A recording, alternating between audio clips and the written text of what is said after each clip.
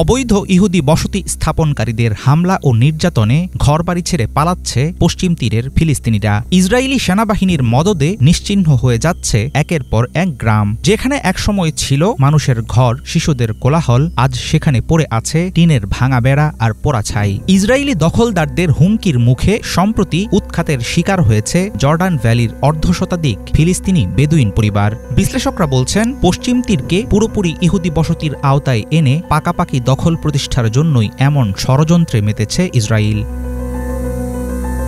পশ্চিম তীরের প্রত্যন্ত অঞ্চলে জর্ডান নদীর কাছে অবস্থিত জর্ডান ভ্যালির এই এলাকাটি তুলনামূলক কম বসতিপূর্ণ।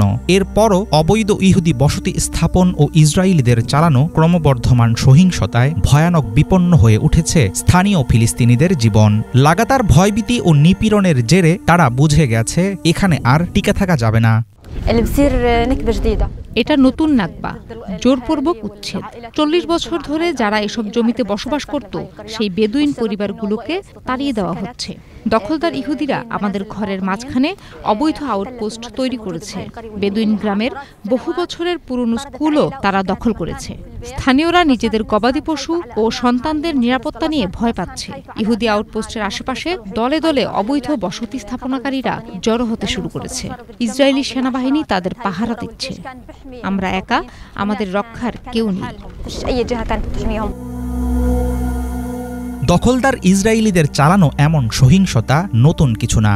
বছরের পর বছর ধরে পশ্চিম তীর জুড়ে পরিকল্পিতভাবে আতঙ্ক সৃষ্টি করে যাচ্ছে অবৈধ বসতি স্থাপনকারীরা। কখনো তারা ফিলিস্তিনি স্কুলে হামলা চালায়, কখনো গাড়ি থামিয়ে গুলি ছোড়ে, আবার কখনো বিচ্ছিন্ন করে দেয় পুরো গ্রামের পানি ও বিদ্যুৎ। এসব অন্যায় কখনো থামাতে এগিয়ে আসেনি ইসরায়েলের সেনাবাহিনী। ফিলিস্তিনি বাস্তুচ্যুতদের কান্না কি কখনো শুনবে কেউ?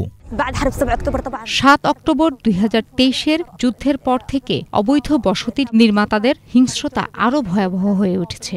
আগের চেয়ে অনেক বেশি সহিংস হয়ে উঠেছে তারা। নানাভাবে ভয় দেখিয়ে তটস্থ করে রেখেছে ফিলিস্তিনিদের। ইচ্ছামতো কারো বাড়ির ভেতরে ঢুকে উস্কানি দিচ্ছে, ব্যাপক হারে গবাদি পশু চুরি করছে। এখন সত্যি সত্যি ভয়ের মধ্যে আছে মানুষ। ইসরায়েলি দখলদাররাই এখন পশ্চিম তীরের হর্তাকর্তা।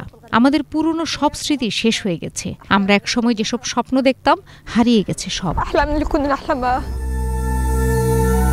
আরবি ভাষায় নাকবা মানে বিপর্যয়। 1948 সালে ইসরায়েল প্রতিষ্ঠার সময় লাখো ফিলিস্তিনিকে ঘরবাড়ি থেকে তাড়িয়ে যে জাতিগত বিপর্যয়ের সূচনা হয়েছিল, পশ্চিম তীর জুড়ে এখন চলছে সেটারই আরেক সংস্করণ। ফিলিস্তিনের মাটিতে ইসরায়েলি বসতিগুলোকে জেনেভা কনভেনশনের লঙ্ঘন বলে মনে করে বিশ্বের অধিকাংশ দেশ। অথচ এসব তোয়াক্কা না করে দিনের পর দিন অবৈধ ইহুদি বসতির সংখ্যা কেবল বাড়িয়েই চলেছে ইসরায়েল। এমন চলতে থাকলে আগামীতে হয়তো ফিলিস্তিনের মানচিত্র থেকে চিরতরে হারিয়ে যাবে পশ্চিম তীরের নাম।